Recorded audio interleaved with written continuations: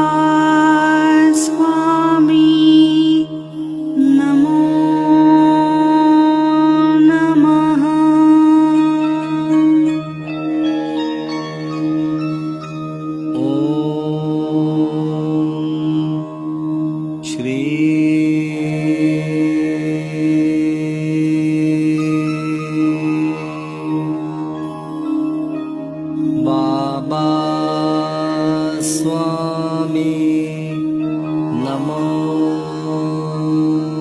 नमः।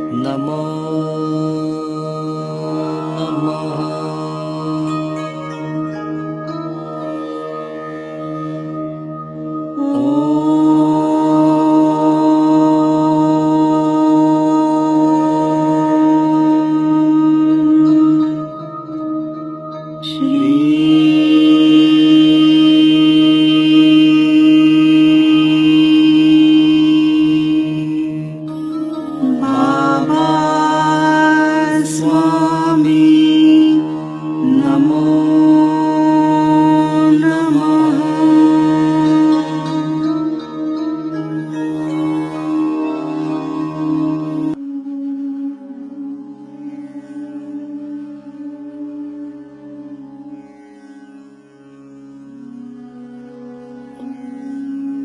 सभी पुण्यात्माओं को मेरा नमस्कार।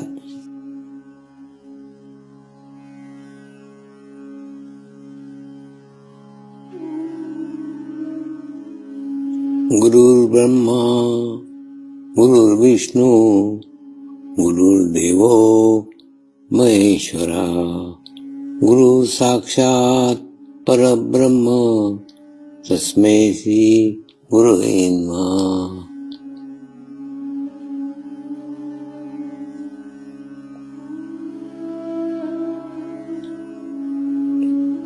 ध्यान की उस स्थिति में जाएंगे जहाँ शरीर भाव पूर्णतः समाप्त हो जाता है।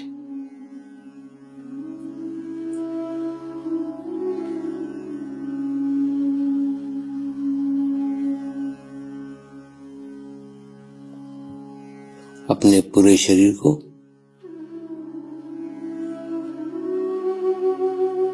पूर्णतः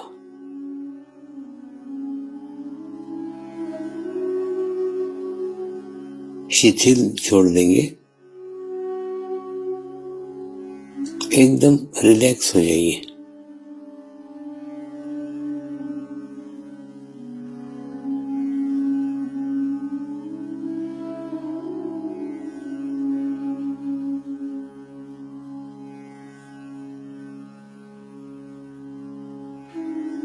मेरे साथ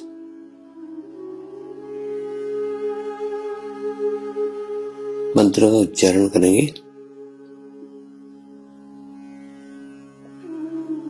मैं एक पवित्र आत्मा हूँ।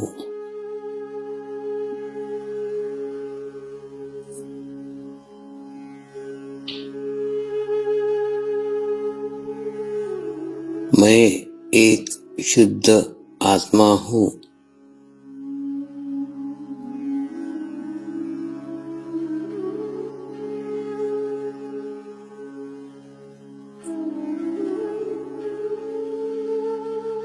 मैं एक पवित्र आत्मा हूँ।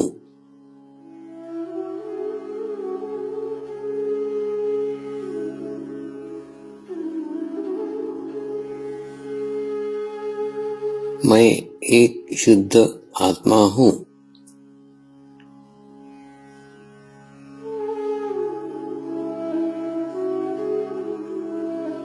मैं एक पवित्र आत्मा हूँ।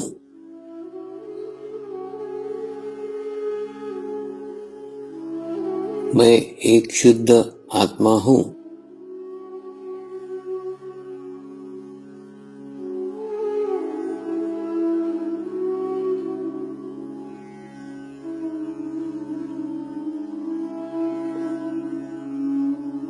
अब इसी आत्मा भाव को बनाए रखते हुए गुरु मंत्र का उच्चारण करेंगे।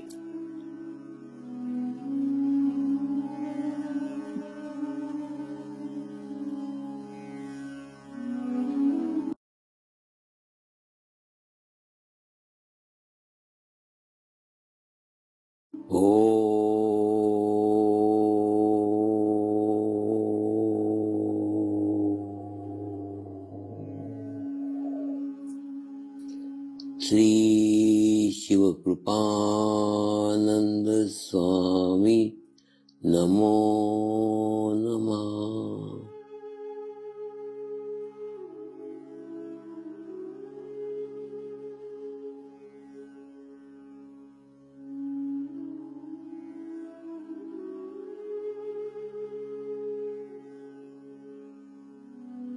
ओम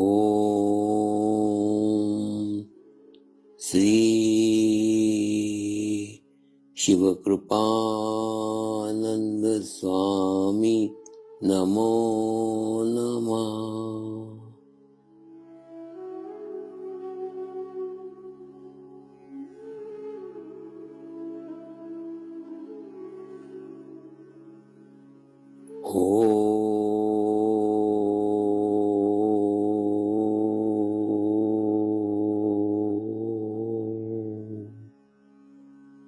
श्री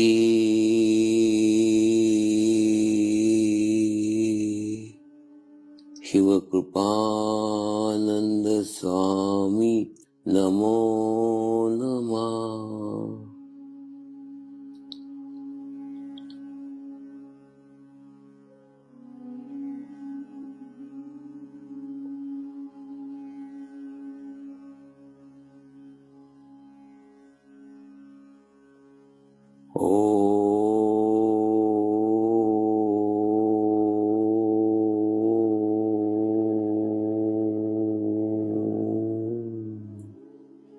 श्री शिवकृपानंद स्वामी नमो नमः।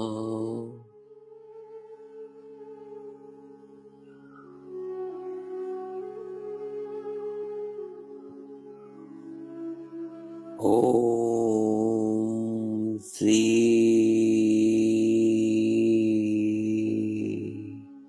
शिवकृपानंद स्वामी नमो नमः।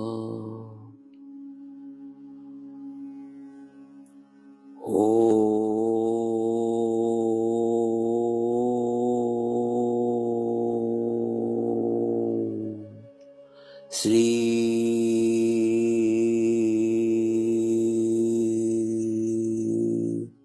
शिवकृपानंद स्वामी नमो नमः।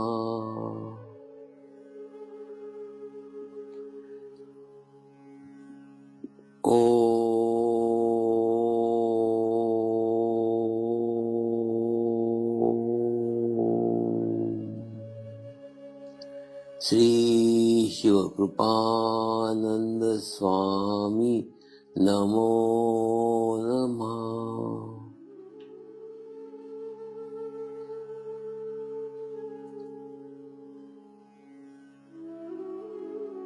ओम श्री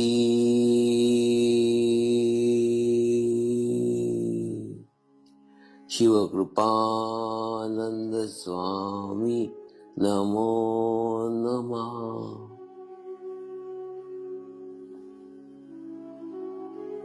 ओम श्री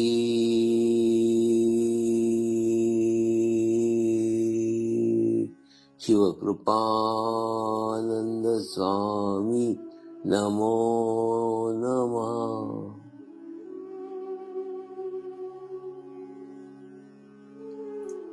अब आप अपना चित्त सहस्त्रार पे रख के थोड़ी देर के लिए ध्यान में जाएंगे।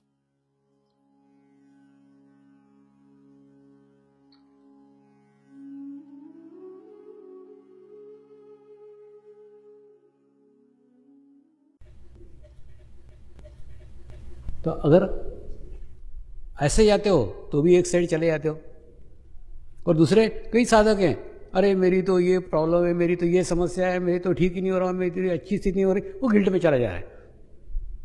तो गिल्ट में जा रहा है, वो भी बाहर हो रहा है, जो अहंकार में जा रहा है वो भी बाहर हो रहा है। तुम ना जितना मैं तुमको समर्पित हूं उतना तुम मेरे को नहीं हो। तुम तुरंत अपनी कुछ तो आइडेंटिटी कर ही लेते हो, या तो युगो में चले जाओगे या आत्मग्लानि में चले जाओगे। मैं स्वामी जी का हूं, इसी में खत्म हो गया ना सब।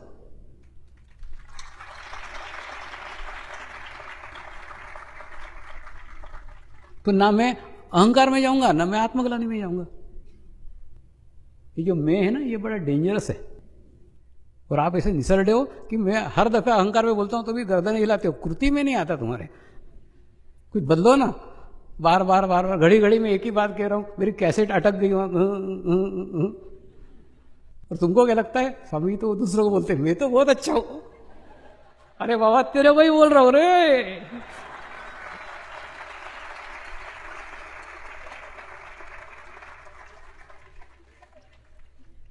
ये अहंकार भी बड़ा मिसगाइड करता है, बोलते तेरे को थोड़ी बोल रहा है, तो दूसरों को बोल रहा है, वो तो एकदम दूध का धुला है।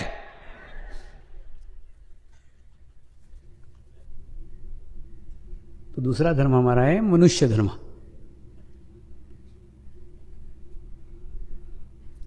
मनुष्य धर्म का भी पालन करते हुए आध्यात्मिक मार्ग में प्रगति करने की है, प्रोग्रेस करने का है। तो पहला हुआ शरीर धर्म, दूसरा हुआ मनुष्य धर्म, और तीसरा है मातृधर्म।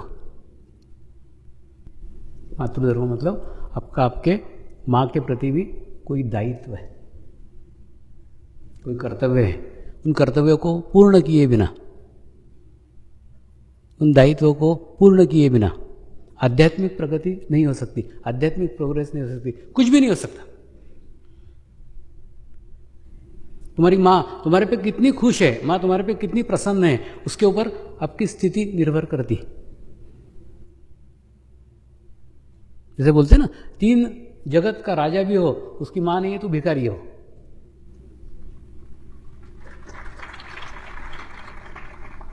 तो तुम्हारे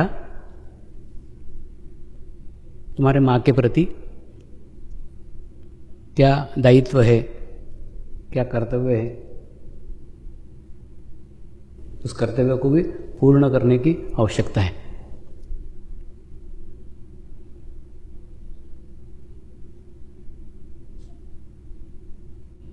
मैं स्त्री शक्ति करते रहता हूँ, तो तुम लोगों के पेट में मरोड़े उठती रहती। मैं जानता हूँ, सब जानता हूँ। मैं तुमको भी तुम्हारे प्रूफ दे सकता हूँ। तुम स्त्री को प्रतिद्वंदिता के दृष्टि से देख रहे हो। जैसे रहता कि नहीं, एक पहलवान ने ऐसा किया, दूसरे पहलवान ने ऐसा किया। अरे कोई कुश्तियां थोड़ी लड़ने की हैं।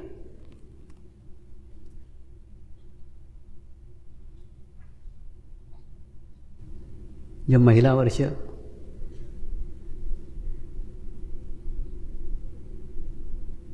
घोषित किया गया,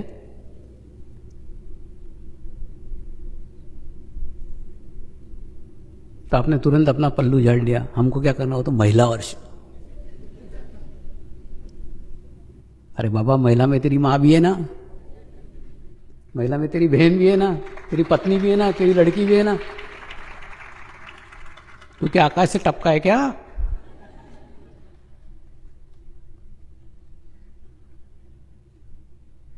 ऐसा तो कोई प्राणी नहीं दिख रहा मेरे को यहां। तो तुम्हारे से ये सब संबंधित है। तो उनकी अगर प्रोग्रेस होगी तो तुम्हारी भी होगी ना। तुम्हारी प्रगति के लिए एक अनुकूल वातावरण तैयार करना होगा। इसका पता मेरे को है, तुमको नहीं है।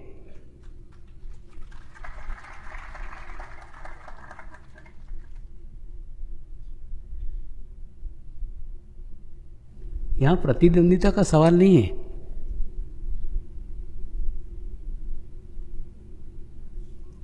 आसपास के वातावरण का सवाल है।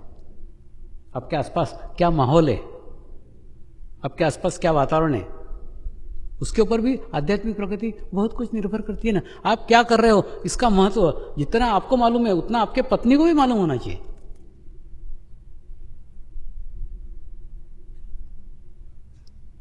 माँ क्या बोलती है, माँ क्या कहती है, उधर ध्यान ही मत दो। माँ क्या महसूस करती है आपके बारे में, वो क्या महसूस, उसकी फीलिंग क्या है अंदर से, उसका बहुत बड़ा महत्व है। बोलती तो कुछ भी रहती है, वो किसी के दबाव में बोलती रहती है, किसी स्थिति के अनुसार बोलती रहती है।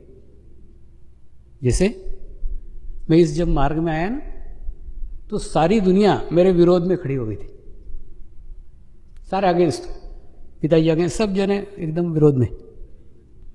तो पिताजी इस विषय पे गालियां दे रहे हैं, उस विषय पे प्रशंसा करने की माँ की हिम्मत ही नहीं हो सकती। मतलब वो क्या बोलना चाहती है, क्या बोलना है, वो बोल ही नहीं सकती। उनके सामने वो कुछ बोल ही नहीं सकती। वो क्या चाहती है वो कुछ नहीं कह सकती। लेकिन उसके भीतर क्या महसूस किया,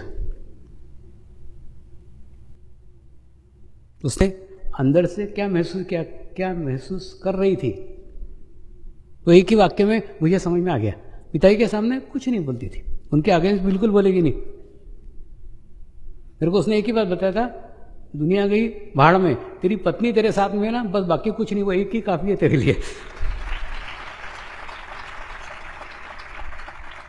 तो लोग क्या सोचते हैं, लोग क्या बोलते हैं, उससे कुछ लेना देना नहीं। तुम्हारी फैमिली है, तुमको फेस करने का है।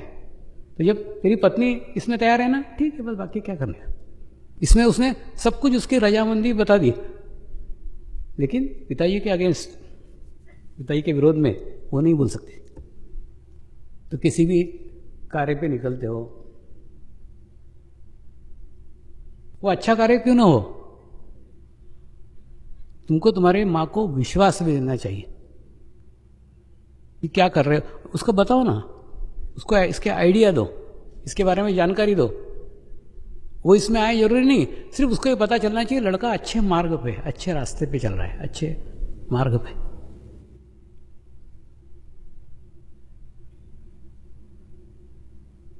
तो आपने अपने माँ को संतुलित अगर कर लिया, माँ को अगर बैलेंस कर लिया, तो इस मार्ग में आपकी प्रगति हो सकती है, प्रोग्रेस हो सकती है। तो मातृधर्म भी आपका वो धर्म है जो आपको पूर्णत्व तक प्राप्ति के लिए निभाना होगा। जिस प्रकार मातृधर्म है उसी प्रकार से पितृधर्म, माँ और बाप बोलते कि नहीं, जैसे बोलते वैसा है। माँ जन्म देती है, बाप उसका पालन करता है। हमारा पालन करने वाला हमारा बाप है। उसके प्रति भी आपका धर्म है, आपका कर्तव्य है। बाप को आप सीढ़ी समझ लो ना, माने आप जिस सीढ़ी पे चढ़ करके मंजिल तक पहुंचे हो, इसके बीच से आपका वृक्ष का निर्माण हुआ है।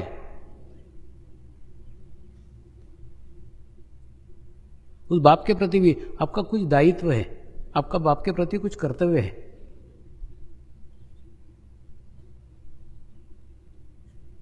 पिता का आपसे क्या व्यवहार है, पिता आपसे क्या बोल रहा है, पिता हाँ मैं ना, उससे कुछ मतलब नहीं। आपका व्यवहार उसके प्रति अच्छा ही होना चाहिए। पिता पे से याद आया, मेरे पिताजी ने इस मार्ग पे आने पे बहुत विरोध किया, गालियां दी, सब कुछ किया। लेकिन इस मार्ग में आगे बढ़ने के बाद दूसरा उनका कुछ नुकसान नहीं किया था मैंने। मतलब जो भी गालियां देते थे ना, वो सिर्फ ओट से देते थे, पेट से नहीं देते थे, अंदर से कुछ नहीं था। और जब अलग अलग देशों की यात्रा की,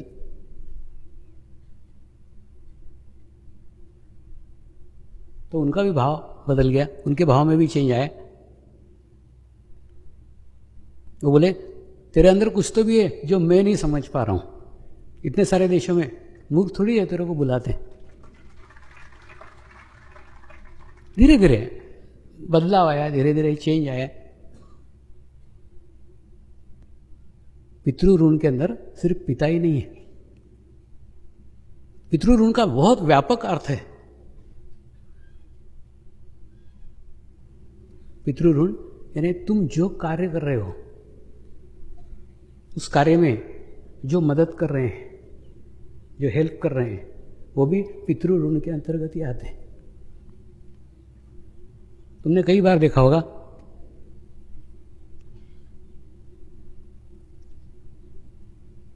मैं इस सिंहासन पे जब बैठता हूं, इस व्यासपीठ के ऊपर जब बैठता हूं, बैठने के पहले गुरु शक्तियों को आमंत्रित करता हूं, उनको स्थापित करता हूं, उनको नमस्कार करता हूं। और नमस्कार करने के बाद में प्रार्थना करता हूं, ये कार्यक्रम जितने लोगों के सहयोग से संपन्न हुआ है उन सब की प्रगति होना चाहिए, सबका प्रोग्रेस होना चाहिए।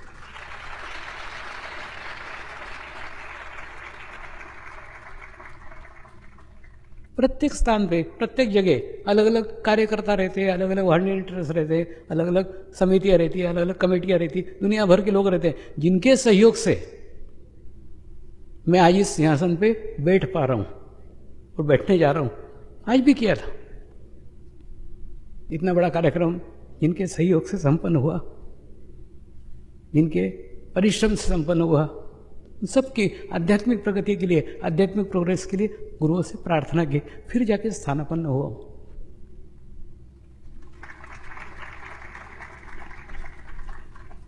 तुम लोग कार्य करके छूट जाते हो, मैं नहीं छूट पाता।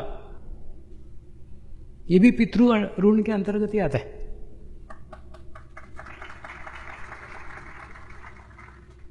तो पितृ ऋण का बहुत ही व्यापक, बहुत बड़ा अर्थ है। कई बार जवान साधकों को, जवान साधिकाओं को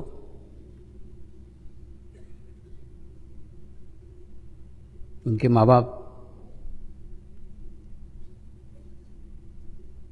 गुरु कार्य करने नहीं भेजते, तो उन्होंने नहीं आना चाहिए। मैंने बताया ना, मातृ ऋण और पितृ ऋण इससे मुक्त होके आओ। जब तक वो मना कर रहे हैं, वो बोल रहे हैं मत आओ, मत जाओ। हाँ, तुमको अगर लग रहा है कि गुरु कार्य श्रेष्ठ है, ये करना ही चाहिए, तो तुम तुम्हारे बच्चों को भेजो ना, मैं वो तब तक इंतजार करूंगा।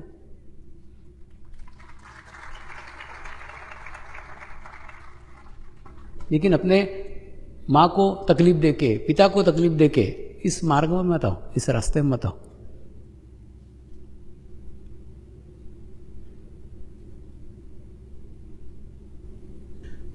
पितृ ऋण के बाद आचार्य ऋण।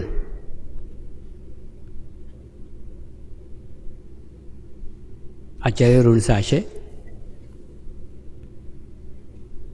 गुरु के ऋण से।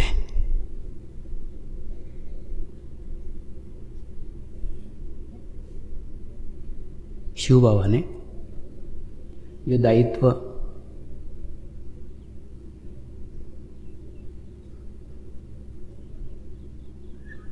मुझे सौंपा और उस दायित्व को ही पूर्ण करने के लिए अनेक गुरुओं ने अपना अपना योगदान दिया है। और उस गुरुओं के ऋण को चुकाने में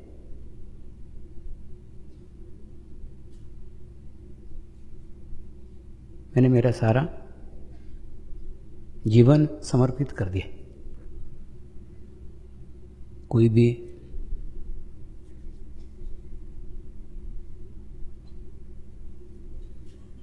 ज्ञान, कोई भी क्या ज्ञान तो एक ही है। किसी भी गुरु से हम अगर ज्ञान ग्रहण करते हैं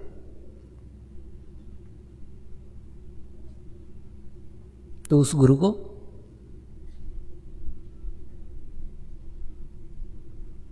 गुरु दक्षिणा देना आवश्यक है। ज्ञान एक क्यों बोला? क्योंकि अपने आप को जानना, अपने आप को पहचानना, सिर्फ यही ज्ञान है। बाकी सब इंफॉर्मेशन है। बोलते ना इंफॉर्मेशन टेक्नोलॉजी, सिर्फ इंफॉर्मेशन है। इसकी जानकारी, उसकी जानकारी, उसकी जानकारी, उसकी जानकारी, उसकी जानकारी, उसकी जानकारी। ज्ञान तो एक ही है विश्व में, अपने आप को जानना। आत्मज्ञान ही ज्ञान है, बाकी सब माहिती है, जानकारी है।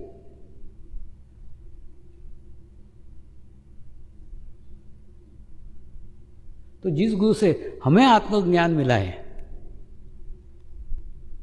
उस गुरु को गुरु दक्षिणा चुकाए बिना उस आत्मज्ञान के ऋण से भी हम मुक्त नहीं हो सकते।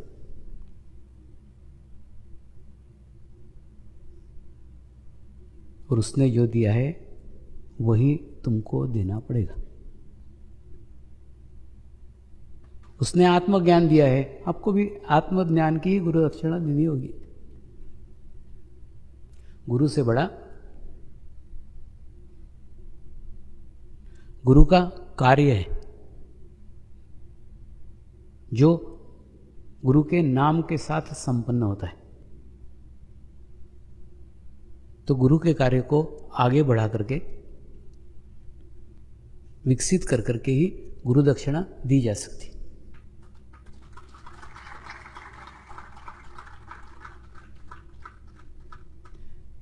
मैं देखो ना, यही तो कर रहा हूं। मैं क्या कर रहा हूं? जो शिव बाबा ने दिया वो समाज में बांटने का कार्य कर रहा हूं। जो उनकी इच्छा थी उस इच्छा अनुसार कर रहा हूं। इसलिए ये सब हो पा रहा है क्योंकि मेरा अस्तित्व ही नहीं है। पूर्ण उस कार्य के प्रति समर्पित है। एक एक सांस, एक एक दिन नहीं, एक एक सांस उसी कार्य के लिए ले रहा हूं। तो गुरु के प्रति भी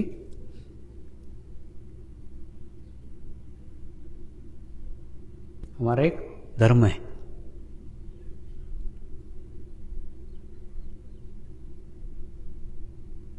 उस धर्म को भी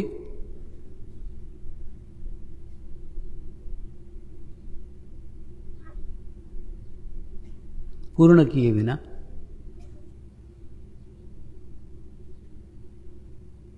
मोक्ष संभव नहीं है।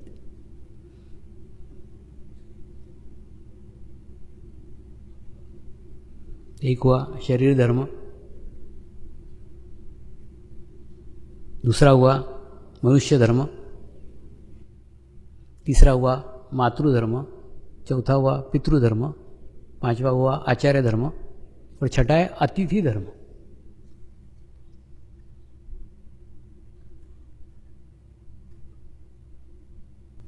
अतिथि का अर्थ है जो बता करके नहीं आता। तो परमात्मा भी अतिथि के रूप में हमारे घर में आता है। उसको हमने बुलाया हुआ नहीं रहता है, तो अपनी इच्छा से आता है।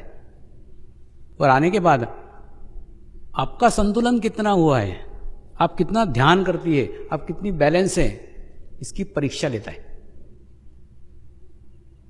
होना चाहिए ना, सिर्फ पढ़ाई करके क्या होगा, परीक्षा भी तो देनी चाहिए किसी ने, और परीक्षा लेने वाला भी तो कोई होना चाहिए। तो ये अतिथि परीक्षा लेने वाले होते हैं, या कि आपको टेस्ट करते हैं, आपको जांचते हैं आप कितने संतुलित हैं। अरे ध्यान में तो सभी संतुलित रहते हैं।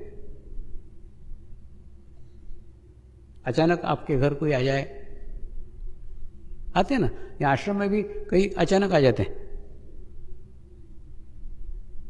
तो इनको भी बोलता हूं साधकों को, ये तुम्हारे घर नहीं आए हुए हैं, तुम्हारे लिए नहीं आए हुए हैं, वो गुरु शक्तियों ने भेजे हुए हैं, उनके गेस्ट हैं। नहीं तो कोई पूछ सकता है कि यहां 10 बार बुलाओगे तो वहां से भग जाएगा दांडी से। यहां पहुंचने के लिए भी एक स्थिति है, वो स्थिति नहीं होगी तो नहीं पहुंचेगा। वो गुरु भी टेस्ट करते रहता है तुमको, गुरु भी जांच करते रहता है, अतिथि के रूप में आते रहता है, अतिथियों को अपने रूप में भेजते रहता है। उनके सामने आप कितने संतुलित रह पाते हो, कितने बैलेंस रह पाते हो, इसकी परीक्षा लेते रहते हैं। तो अतिथि भी वो परमेश्वर का रूप है, वो परमात्मा का रूप है, जिस रूप में परमात्मा आके हमारा संतुलन जांचते रहता है, संतुलन देखते रहता है, हम कितने संतुलित हैं, हम कितने बैलेंस हैं।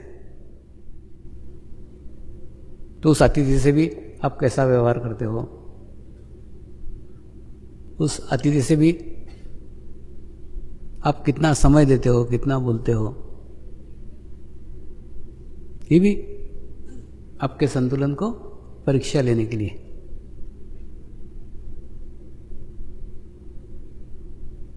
अतिथि धर्म के बाद है आत्मधर्म।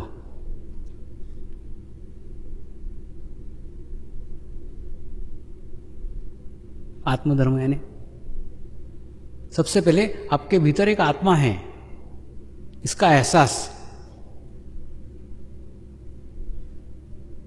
आपको होना चाहिए।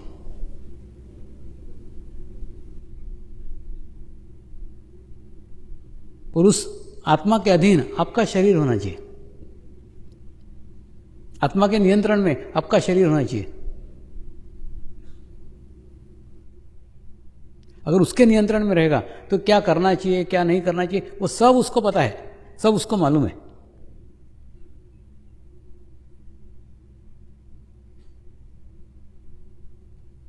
तो जैसे ऐसे बताते हैं वैसे ऐसे करते हो। लेकिन सदैव याद रखना, आत्मा का कार्य सृजनात्मक रहता है, आत्मा का कार्य नवनिर्माण का रहता है, आत्मा का कार्य सकारात्मक रहता है, विध्वंसकारी कार्य आत्मा का नहीं होता। आप बोलोगे मेरे को, मैंने अंदर से मेरे आत्मा ने कहा उसको झापड़ मार, मैंने मार दिया, ये आत्मा ऐसा कभी नहीं कहेगा, ये तूने ही तेरा मारा है। तो तुम अपना बचाव करने के लिए आत्मा को बीच में ला रहे हो, करते ना, अरे स्वामी जी मेरे ध्यान में आए, उन्होंने भी लोगों को ऐसा बोला, ध्यान में क्या है, मतलब अपने दोष, अपनी गलतियां वो स्वामी जी के मत्थे बढ़ दो। तो सदैव याद रखो, सकारात्मक कार्य, सृजनात्मक कार्य आत्म प्रेरणा से संपन्न होते। और मेडिटेशन का भी क्या उद्देश्य है, एक ही उद्देश्य है कि आपके अंदर का आत्मधर्म जागृत हो, और आत्मधर्म जागृत होने के बाद में क्या करना चाहिए क्या नहीं करना चाहिए इसका ज्ञान आपको ही आपके अंदर से मिलना चालू हो जाएगा, फिर बताने की जरूरत ही नहीं। सारी चेष्टा सारे प्रयत्न उस आत्मा को जगाने के हैं, वो जग जाएगा, सारा खेल ही खत्म हो गया। तो एक बार आप नियंत्रित हो जाओ, आपका नियंत्रण आपके ऊपर ही हो जाए, फिर आपको किसी बाहरी नियंत्रण की आवश्यकता ही नहीं है, और आप आपके ही गुरु हो जाओ। आपको आपके अंदर से ज्ञान मिलना चालू हो जाएगा, आपको आपके अंदर से निर्देश मिलना चालू हो जाएंगे, आपको आपके अंदर से आभास मालूम होंगे, आने वाले घटनाओं की पूर्व सूचना प्राप्त होगी, और अंतिम है मोक्ष धर्म। देखो, ये आत्मज्ञान प्राप्त करना संपूर्ण नहीं है। पूरा नॉलेज ले लिया, पूरा इंफॉर्मेशन ले लिया, पूरी जानकारी ले ली, लेकिन कृति नहीं की, कार्य नहीं किया, ध्यान नहीं किया, मेडिटेशंस नहीं किया, तो मोक्ष प्राप्ति होगी क्या? नहीं होगी। ये बहुत विचित्र स्थिति है। कई लोग संपूर्ण ज्ञान प्राप्त कर लेते हैं, कैसेट सुन के बोलो, प्रवचन सुन के बोलो, सेंटर पे जाके बोलो, पूर्ण निचोड़ पूरा ले लेंगे, सब एकदम ब्रह्मज्ञानी हो गए वो, लेकिन ध्यान नहीं करेंगे। तो ये कहाँ जाएंगे? घर का ना घाट का कुत्ता। क्यों? इनको पूरा ब्रह्म ज्ञान हो गया, ये दूसरा जन्म लेंगे नहीं। क्यों? उनको फिर मोक्ष चाहिए, और मोक्ष करने लायक स्थिति नहीं है, तो कहाँ जाएंगे? पथभ्रष्ट योगी भूत योनि में जाते हैं। ये आते हैं ना, ये सब योगी पुरुष है, महात्मा है, इसलिए तुमको नहीं मालूम, उनको मालूम है कौन से दिन जाना चाहिए, कब रोटी मिलती है, कब रुपया मिलता है। ये सब पथभ्रष्ट योगी है ना, तो बताओ ना, यहां तक पहुंचना आसान है क्या?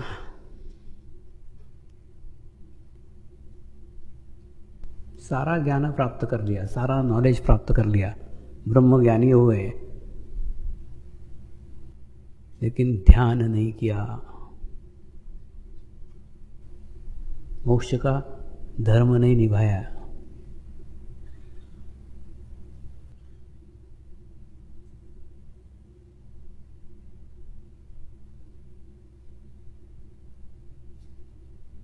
और इनको अपने गलती का एहसास भी होता है तो शरीर त्यागने के बाद, फिर कुछ हाथ में नहीं रह जाता। इसलिए उस नश्वर शरीर से लेके उस ईश्वर रूपी मोक्ष तक पहुंचने का मार्ग इन्हीं 8 धर्मों के अंदर से जाता है।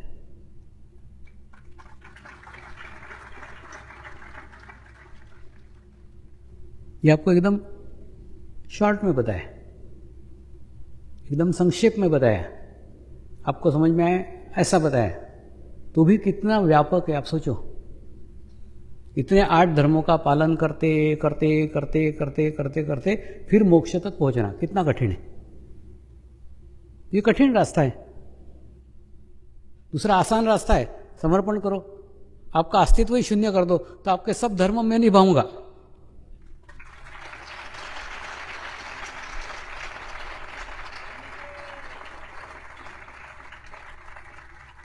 अब आप चुनो आपको क्या करने का है। कठिन करना हो कठिन मार्ग से जाओ, आसान मार्ग बता रहा हूं, आसान मार्ग से जाओ। लेकिन ये समर्पण भी निर्दोष नहीं है।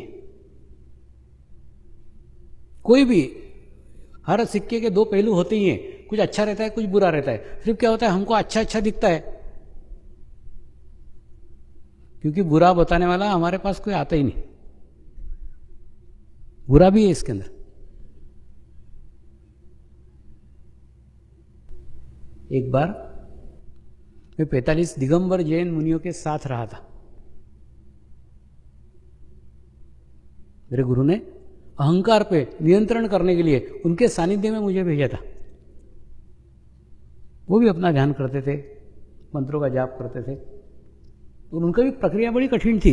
एक एक चक्र पे 7-7 साल तक जाप करते थे। 7-7 साल, 49 ईयर, 49 साल उनको पूर्ण होने में लगते थे। कितनी कठिन तपस्या है।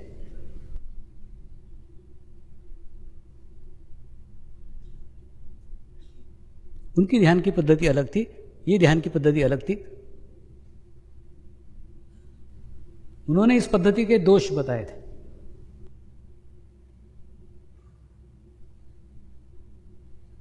उन्होंने बताया इसके गुण भी है, इसके दोष भी है, दोनों ही हैं, दोनों ही तेरे सामने रख रहा हूं। तो कहां पे नियंत्रण करने का है, कहां संतुलन करने का है, वो उन्होंने मुझे सिखाया, मैं तुमको बता रहा हूं। इसमें गुण ये, इसमें तुमको खुद को कुछ नहीं करना पड़ता, सब खुद ब खुद मिल जाता है। ये गुण है। क्या बोलते हैं ना, तुमको कोई हाथ पैर मारने का जरूरत नहीं, एकदम सिर्फ निगलने का ही है। ये इसका गुण है, ये इसका आसान है। और इसका दोष भी बहुत बड़ा बताया था।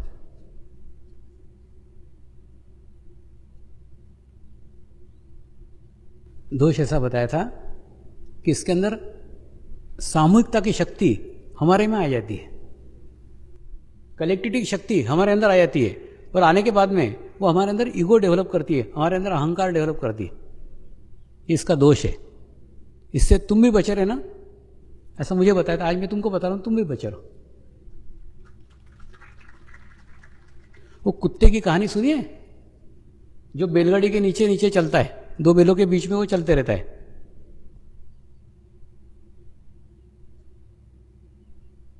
और उनकी छाया में चलते रहता है, उनके बीच में चलते रहता है, और कुत्ता सोचता रहता है मैं ही बैलगाड़ी खींच रहा हूं।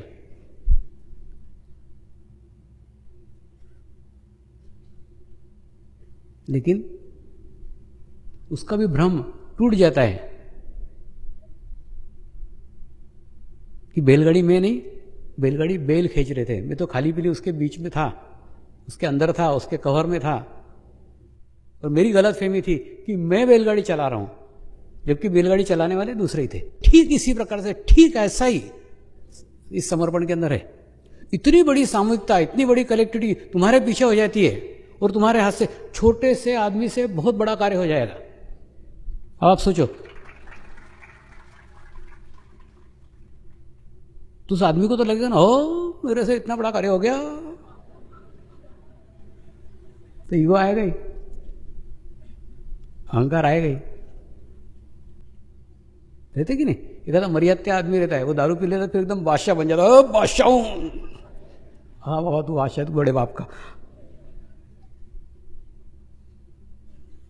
तो बोले ऐसा सामूहिक शक्तियां उस व्यक्ति के पीछे हो जाती है, और उससे बहुत बड़ा कार्य कर लेते हैं, तो उसके अंदर उसके अपेक्षा से अधिक आ जाता है।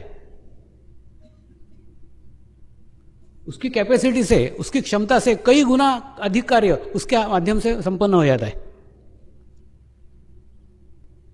तो इसमें अहंकार आने का पूरा पूरा खतरा है। ये समर्पण का दोष है।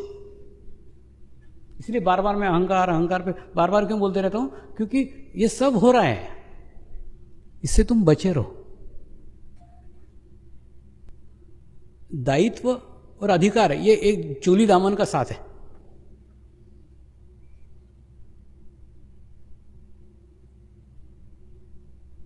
आपको कोई दायित्व सौंपा तो ऑटोमेटिकली अधिकार चले ही जाते हैं। अब एक सामान्य मनुष्य को कोई दायित्व सौंपा, ये कार्य तेरे को करने का, तो अध्यक्ष, तो ऑटोमेटिकली उसको अधिकार चले ही जाएंगे ना। अरे बाबा कोई लंगड़ा दौड़ सकता है क्या? नहीं दौड़ सकता है। लंगड़े को अगर दौड़ाना तो फिर लंगड़े को ठीक करना पड़ेगा, उसकी पैर की मरहम पट्टी करना पड़ेगी, उसको स्वस्थ करना पड़ेगा, उसको मजबूत करना पड़ेगा, उसको स्ट्रांग करना पड़ेगा, तब वो दौड़ सकता है। तो ऐसा किसी को भी दायित्व किसी कार्यक्रम का सौंपा कि ऑटोमेटिकली उसके आसपास अधिकार आ ही जाते हैं, उसके पास पावर्स आ ही जाते हैं, उसके पास शक्ति आ ही जाती है। और बेचारा शरीर क्या है? एक, शक्तियां हजारों की, क्योंकि उससे हजारों का कार्य होने का है। हजारों लाखों लोगों के माध्यम से वो कार्य कर रहा है, तो लाखों लोगों की सामूहिकता, लाखों लोगों की शक्ति उसको तो मिलेगी ना, वो पगलाएगा ही।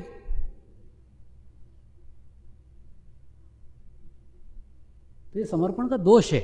तो इसमें से रास्ता एक ही है, अस्तित्व विहीन हो जाओ। जिस दिन अध्यक्ष हो जाओ उस दिन समझ लो अस्तित्व छोड़ दिया, फिर होने दो, आ रहा है जा रहा है, आ रहा है जा रहा है, चल रहा है। जैसे खाली पाइप रहता है कि नहीं, इधर से आ रहा है उधर जा रहा है, इधर से जा रहा है उधर जा रहा है, इधर से अधिकार आ रहे हैं उधर दायित्व में पूर्ण हो रहे हैं, अधिकार आ रहे हैं दायित्व में पूर्ण हो रहे हैं। एक्चुअली आपके दायित्व को पूर्ण करने के लिए आपको अधिकार मिले हैं, आपके लिए नहीं मिले, दायित्व को पूर्ण करने के लिए।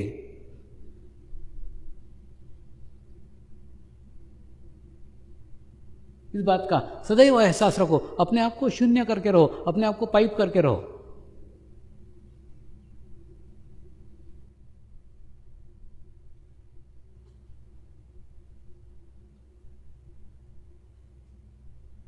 तो इस अहंकार के दोष से उन्होंने मुझे कहा, तुम जितने बचा कर रखोगे अपने आप को उतना ही तुमसे कार्य होगा। तो कितना कार्य करना है वो तुम्हारे ऊपर निर्भर है, तुम अपने अहंकार पे कितना नियंत्रण करते हो। और अपने अहंकार पे कोई स्वयं नियंत्रित कर ही नहीं सकता। क्यों नहीं कर सकता? हम 50% अच्छे हैं, 50% खराब है, तो हम अपने आप को कैसे नियंत्रित कर सकते हैं? हम आपको कैसे ठीक कर सकते हैं? कर ही नहीं सकते। तो आपको अगर आपके ऊपर नियंत्रण करने का है तो आपको समर्पित होना पड़ेगा, सामूहिकता के साथ जुड़ना पड़ेगा, आप सामूहिकता में चले जाना पड़ेगा। तो सामूहिकता कार्य करा रही है, हो रहा है। मेरा तो कोई रोल ही नहीं है, मेरे अहोभाग्य जो मेरे को माध्यम बनने का चांस मिला, अवसर मिला। ये बोलते हो आप, लेकिन उसको फील करो, अनुभव करो। अनुभव नहीं हो पा रहा है, नहीं तो ये कार्य विशाल हो जाता अभी तक। मैं भी मेरे तरफ से आपके ऊपर नियंत्रण करने का, आपको अहंकार से बचाने का पूरा कोशिश करते रहता हूँ। मेरे को कार्य बढ़ाने में कोई इंटरेस्ट नहीं है। इसलिए इंटरेस्ट नहीं है क्योंकि मैं जानता हूँ मेरा कार्य तो मेरे बाद होने ही वाला है। लेकिन मैं चाहता हूँ वो कार्य का श्रेय तुमको मिले, तुम उसके निमित्त बनो, तुम्हारे माध्यम से वो हो। क्या होता है, जब तक शक्तियां ना एक शरीर के अंदर केंद्रित है, शक्तियों का अभामंडल सीमित है, सिमटा हुआ दायरा है। जैसे रहते कि नहीं, हमारे घर में कोई दादाजी नाना जी बूढ़े बीमार हो जाते हैं, वो कहते कुर्सी बैठे रहते, बेटा चाय ला दे, वो चाय ला के दे, पानी ला दे, पानी ला के दिया, खाना ला दे, खाना ला के दिया। वो कुर्सी से नहीं उठ सकते, इसलिए तेरे से पानी मांग रहे हैं, तेरे से चाय मांग रहे हैं, तेरे से खाना मांग रहे हैं। जिस दिन उन्होंने कुर्सी छोड़ दी उस दिन तो वो सभी खुद कर लेंगे। फिर तेरे को सेवा का अवसर कब मिलेगा? तेरे को चांस कब मिलेगा? ठीक उसी प्रकार से मैं जब तक इस शरीर में हूं तब तक तुमको अवसर है, बाद में तुमको कौन पूछेगा? रे हम ही कर डालेंगे सब।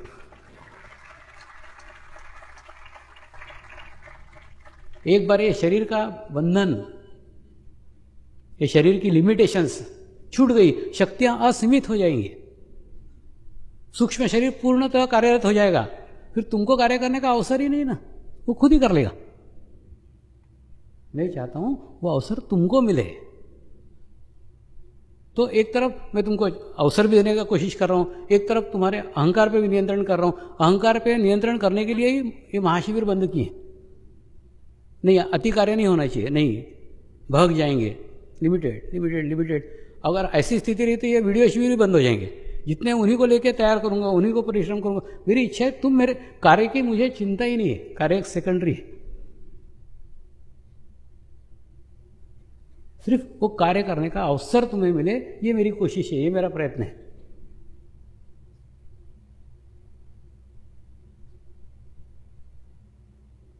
तो जितना अहंकार पे नियंत्रण करोगे, अहंकार पे नियंत्रण करना तुम्हारे हाथ में नहीं है। इस सब में से एक ही मार्ग है, समर्पण समर्पण समर्पण, बाकी कुछ नहीं, कोई रास्ता ही नहीं और दूसरा। सबसे आसान मार्ग बता रहा हूं, सबसे सरल तरीका बता रहा हूं। नियमितता लाओ ध्यान में। ध्यान में नियमितता नहीं है, थोड़ा देर अपने लिए दो, कुछ नहीं, मैंने बताया ना, एक आधा घंटा कहीं एकांत में जाके बैठो, अपना आत्म परीक्षण करो, अपने आप को पहचानो, अपने आप को जानो, अपने आप को समझने का कोशिश करो। मैं कौन सी गलतियां कर रही हूं, मैं कौन सी गलती कर रहा हूं, सोचो ना थोड़ा। थोड़ा आत्मा के साथ रहो ना, धीरे धीरे। मेरा कनेक्शन आपके आत्मा के साथ है। मेरे को कभी कोई लगता है मैं आपके साथ सदैव रहता हूं, आप कभी कभी रहते हो। तो कभी कभी रहते हो तो भी इतना है, संपूर्ण रहे तो क्या होगा। अब आपके आत्मा के करीब रहो, आप मेरे ही पास रहोगे, आप मेरे ही साथ रहोगे।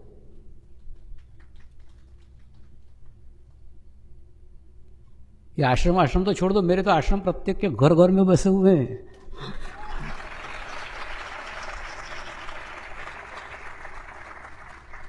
प्रत्येक का आत्मा मेरा एक आश्रम है, उसके अंदर आके बैठा करो ना।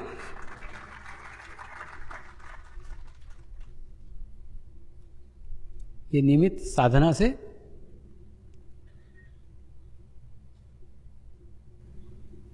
नियमित रूप से अपने आत्म परीक्षण से प्राप्त हो सकता है। नमस्कार।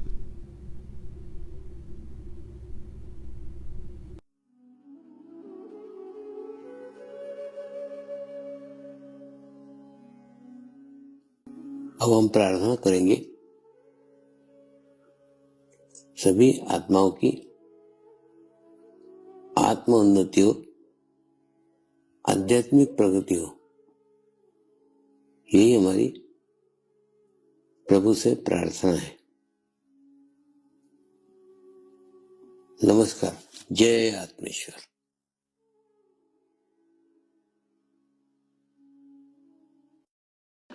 शांति पाठ करेंगे।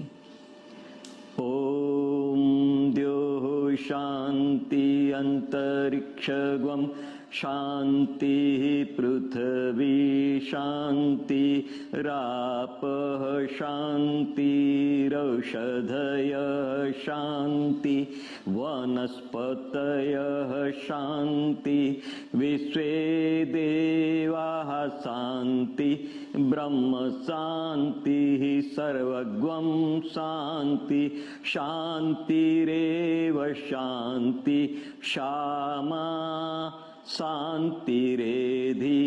ओम शांति शांति शांति सर्वारिष्ट सुशांतिर्भवतु।